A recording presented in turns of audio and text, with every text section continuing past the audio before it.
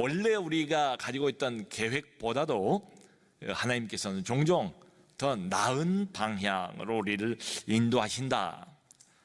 바로 그게 오늘 사도행전 마지막 부분인데요, 여기 마지막에 나와 있는 바울의 새 집입니다.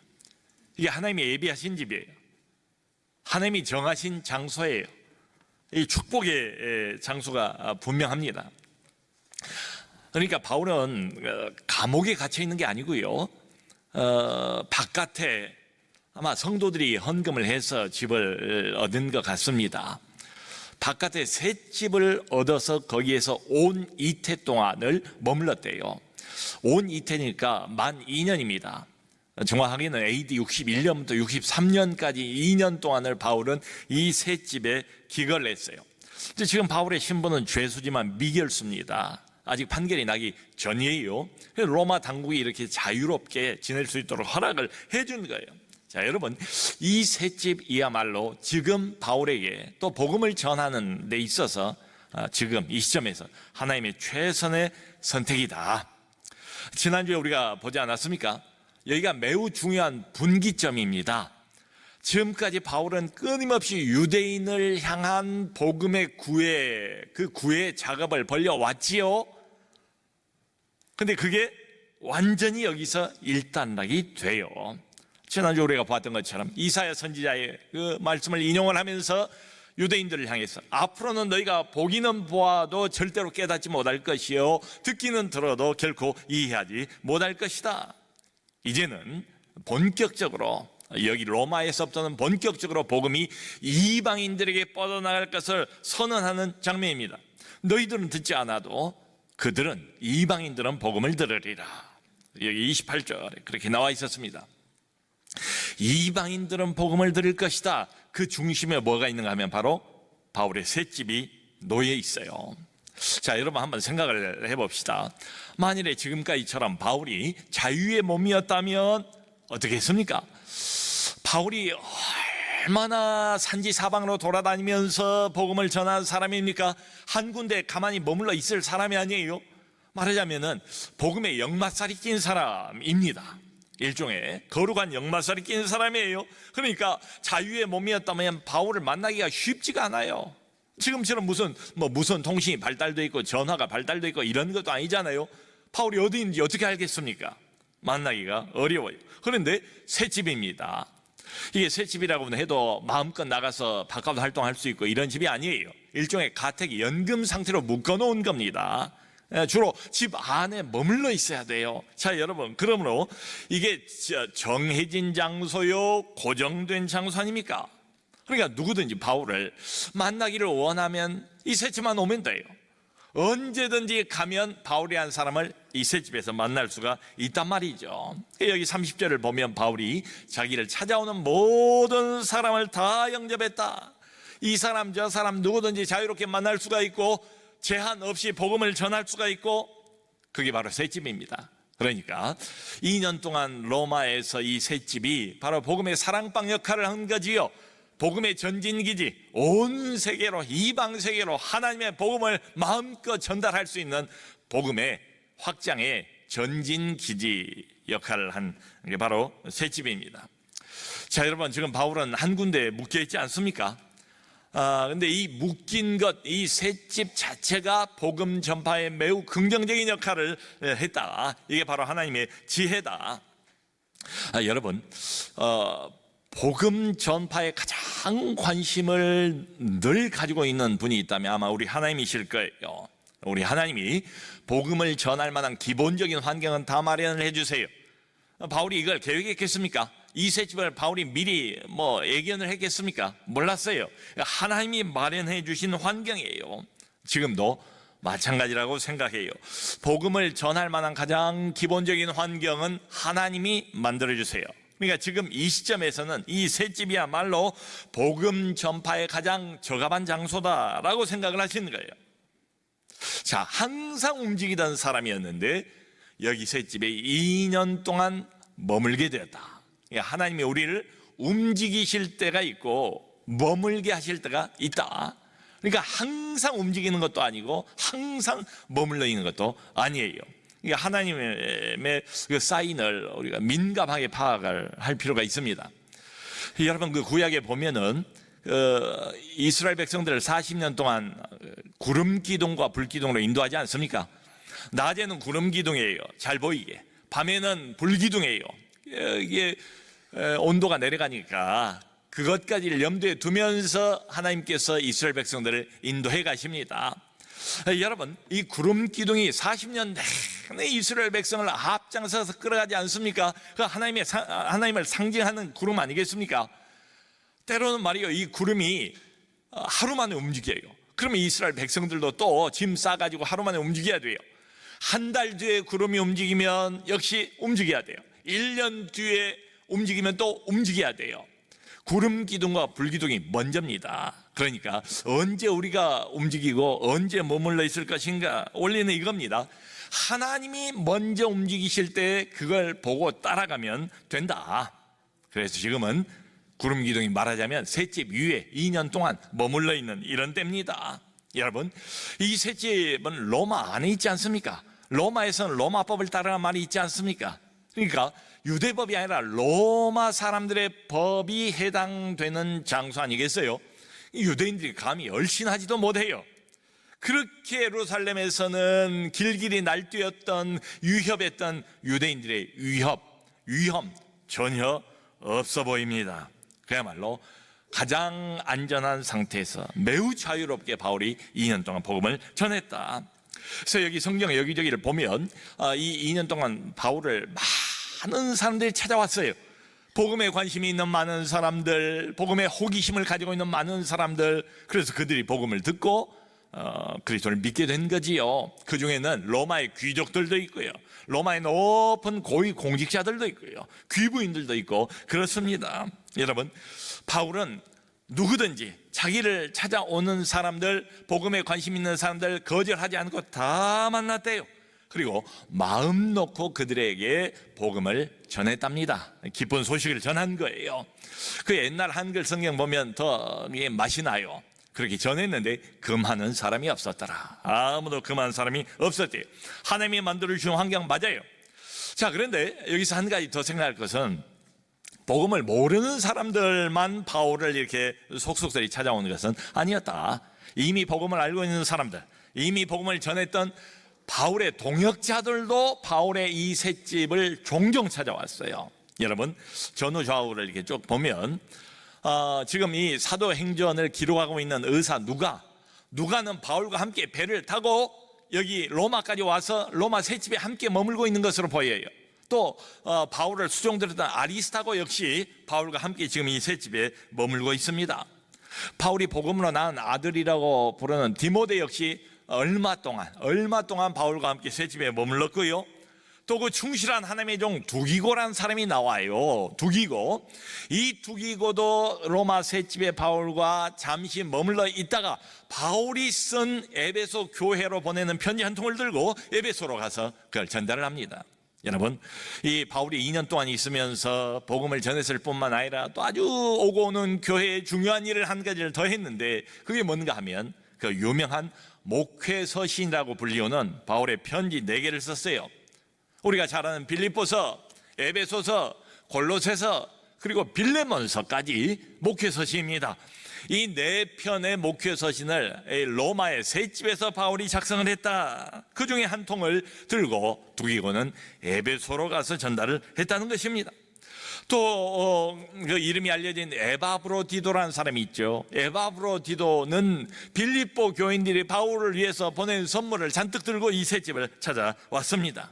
그리고 또 한 사람, 여러분, 그 빌레몬서에 보면 주인의 이름은 빌레몬이고, 그리고 그 주인이 부리고 있던 노예는 오네시모 아닙니까? 근데 이 오네시모가 도망을 쳤어요. 주인을 버리고. 그 도망친 노예인 오네시모가 바울을 찾아와서 복음을 듣고 거듭나고 예수 그리스도를 믿고 따르게 된 데가 바로 바울의 셋집이. 참, 이 셋집이 얼마나 많은 역할을 지금 하고 있습니까? 또 한 사람, 그 2차 선교 여행을 막 출발할 때에 바울과 바나바가 갈라지게 되지 않습니까? 그 갈라지게 된 이유가 뭔가 하면 그 바울의 조카였던 바나바 때문에, 바나바의 조카였던 누굽니까? 마가 때문입니다. 마가가 선교 여행 중간에 돌아가 버렸어요. 너무 힘들다고 아마 돌아간 것 같아요. 그때는 젊은 마가였습니다. 그 마가를 한 사람은 데리고 가자, 바울은 데리고 갈 수 없다 해서 바울과 바나바가 갈라서게 되죠. 바로 그 마가입니다. 그 마가가 이제는 상당히 세월이 흐르고 또 영적으로 성장을 했던 것 같아요.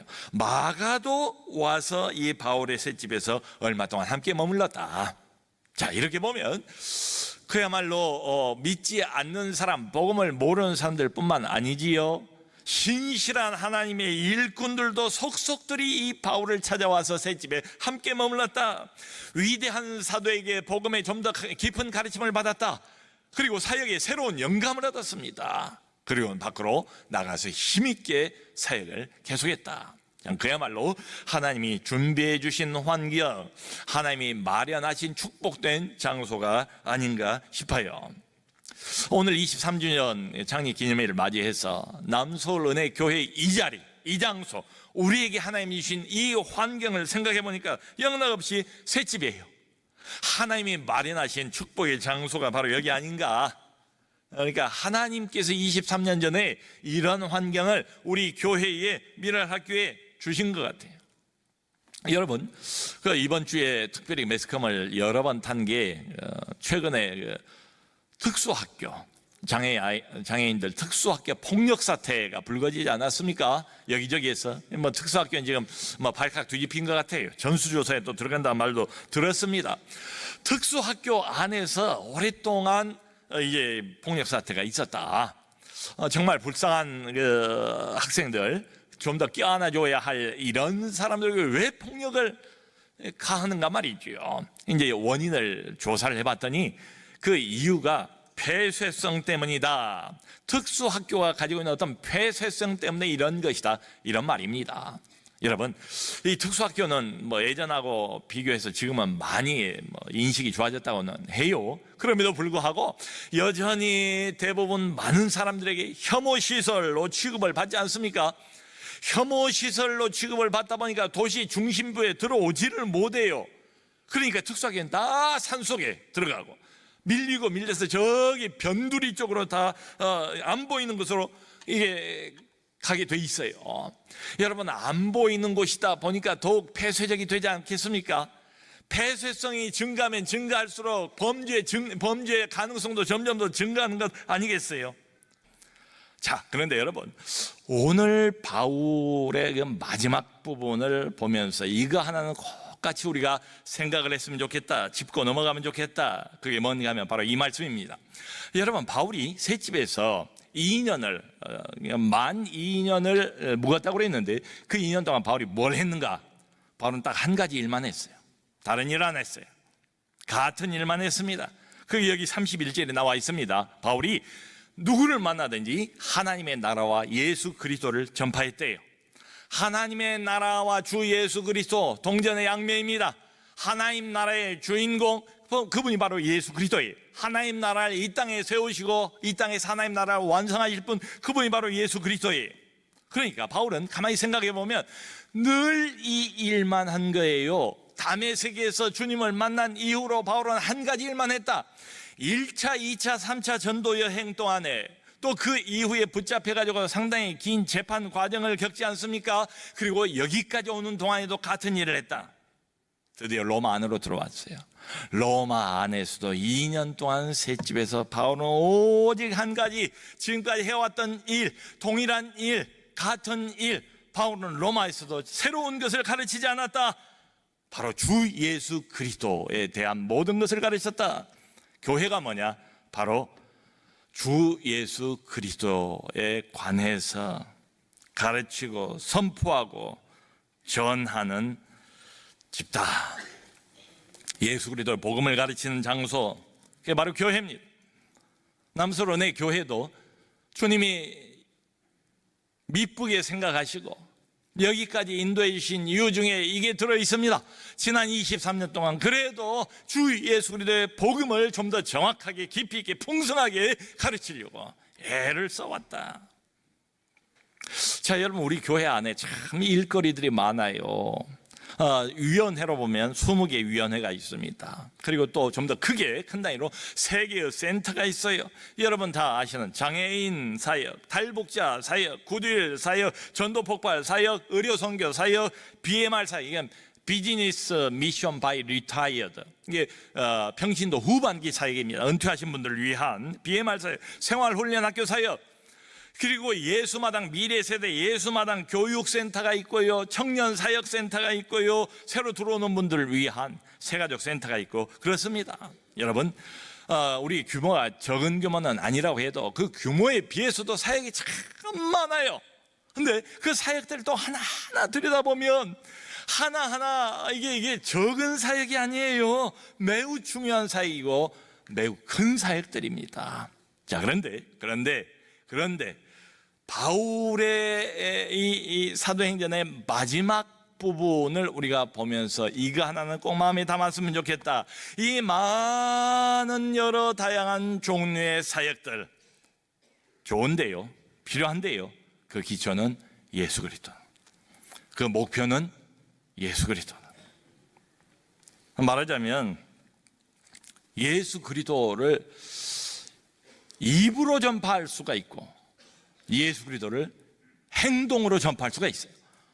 복음을 말로도 해야 되고, 바울은 주로 말로 했어요. 또 복음을 행동으로도, 우리의 삶으로도 전해야 됩니다. 지난 상당한 기간 동안 사도행전을 쭉 설교를 해왔습니다. 일부러 맞춘 건 아닌데 오늘 창립 기념 주일이 사도행전 마지막 설교예요. 그래서 몇 번을 설교를 했는가 한번 세봤어요. 133회를 했더라고요. 무려 133회. 무슨 할 말이 그렇게 많았는지, 언제부터 사도행전 설교를 시작했는가, 1장 1절부터 한 게 언제인가 보니까 2015년 11월이에요. 그러니까 지금 10월 다 지나가니까 만 3년, 횟수로 3년 동안 133회 동안 난 도대체 무엇을 그렇게 열심히 전하려고 했던가, 요약해보고 이걸 한 단어로 만들어 보니까 딱 한 단어예요. 예수 그리스도, 주 예수 그리스도예요. 그러니까 사도행전 전체가 1장부터 28장까지 다 그 내용입니다. 성령 충만한 사도들을 통해서 온 세상에 예수 그리스도의 복음을 전파하는 내용이 바로 사도행전 전체예요. 여러분, 우리가 처음에 사도행전 1장 8절 기억나시는지 모르겠어요. 그 유명한 구절을 보지 않았습니까? 예수님께서 제자들에게 하신 말씀, 오직 성령이 너희에게 임하시면 너희가 권능을 받고 예루살렘과 온 유대와 사마리아와 땅끝까지 이르러, 그 다음에 뭐예요? 내 증인이 되리라. 내 증인, 주 예수 그리스도의 증인, 예수 그리스도의 복음을 전한 일을 할 거래요. 그리고 사도행전 맨 마지막 장 마지막 구절이 뭐라고 말하는가 하면, 이렇게 해서 바울은 새 집에서 주 예수 그리스도에 관한 모든 것을 담대하게 거침없이 가르쳤더라. 처음도 주 예수 그리스도로 시작하고 마지막도 주 예수 그리스도로 끝납니다. 여러분, 이거예요. 우리 교회가 많은 선한 일을 해왔습니다. 지금도 하고 있습니다. 선한 일이 필요해요. 그런데 에베소서 2장 10절에서 마저도 우리는 선한 일을 위하여 지으심을 받았다고 말하고 있는데, 그게 조건 하나가 붙어 있어요. 뭐라고 말하는가 하면, 정확하게 우리는 그리스도 예수 안에서 선한 일을 위하여 지으심을 받은 자라.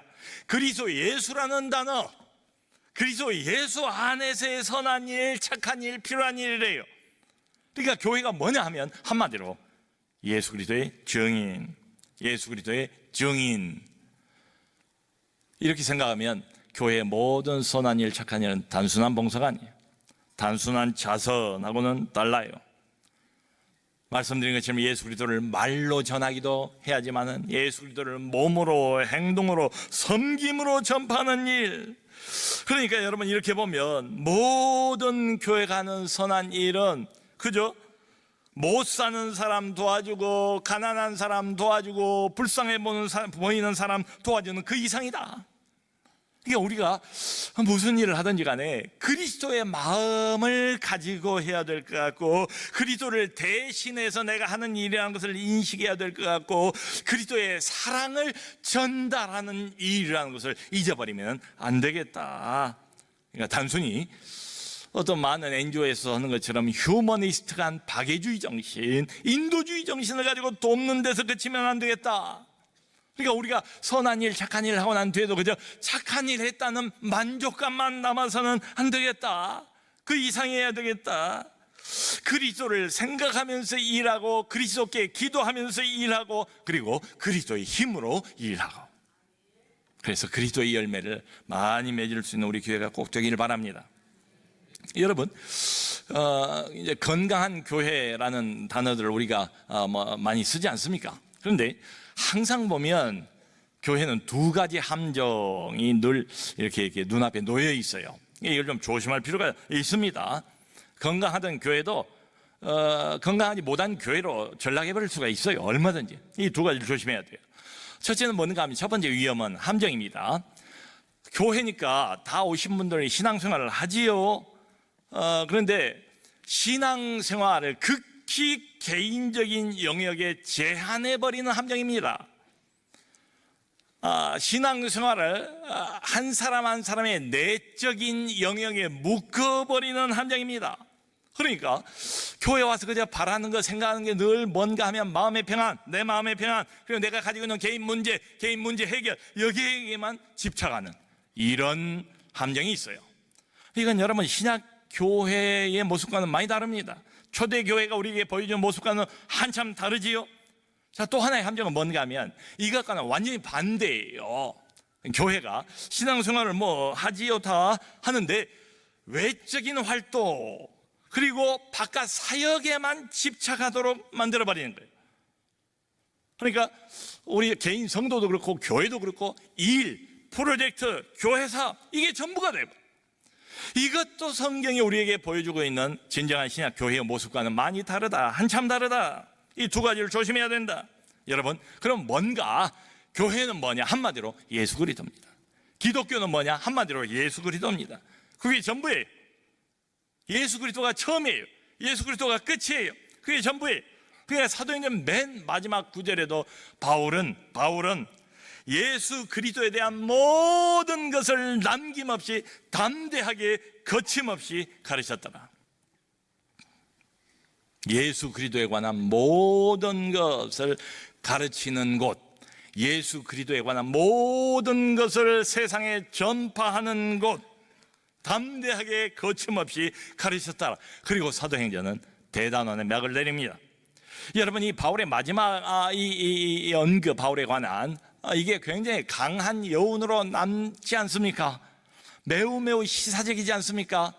사도행전 그 장구한 성령 행전, 사도들의 그 행적, 여정, 복음을 전파하는 여정, 이걸 쭉 자세하게 소개를 하고 난 다음에 맨 마지막에 바울이 셋집에서 2년 동안 예수 그리스도에 대한 모든 것을 남김없이 아낌없이 담대하게 가르쳤더라. 강한 여운이 남습니다. 근데 아무 방해도 받지 않았대요. 자, 이렇게 보면 사도행전 28장은 열려있다.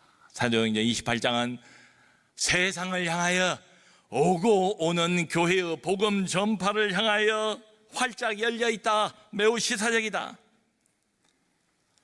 말하자면 사도행전 29장은 우리 몫이다. 29장은 교회의 몫이다. 나머지 사도행전, 나머지 성령행전, 나머지 성도행전, 나머지 예수 그리스도의 제자행전은 지금 우리가 써내려 가야 된다. 우리 몫이다. 저는 지금도 오래전에 몇 년 전인 것 같아요. 어떤 목사님, 우리 교단에서 아주 비중이 있으신 어떤 목사님이 저를 앞에 앉혀놓고 정말 진중하게 마음을 담아서 하셨던 말씀을 지금도 기억합니다. 그분이 저보고 그러세요. 목사님, 박 목사님, 이걸 꼭 기억해 주시기 바랍니다. 남서울 은혜교회는 단순한 개교회가 아니라는 걸 꼭 기억해 주세요. 그저 우리 교단이 아니고 한국 사회, 한국 교회 안에서 남소은혜교회는 하나의 개교회가 아닌 것을 꼭 기억해 주시기 바랍니다. 그 의미가 뭔지 여러분들이 대강 짐작을 하실 겁니다. 그리고 23년입니다. 뭐 실수도 많고 부족한 것도 많고 제 눈으로 봐도 아직도 뭐 정말 참 안타깝고 아쉽고 이런 것들 많이 있어요. 자, 그럼에도 불구하고 지난 23년 동안 우리 하나님께서 하나님이 정하신 이 장소에 하나님이 마련해 주신 이 공간에서 하나님 자신의 이름과 자신의 영광을 위해서 교회를 인도하셨다. 그걸 누가 부인하겠습니까?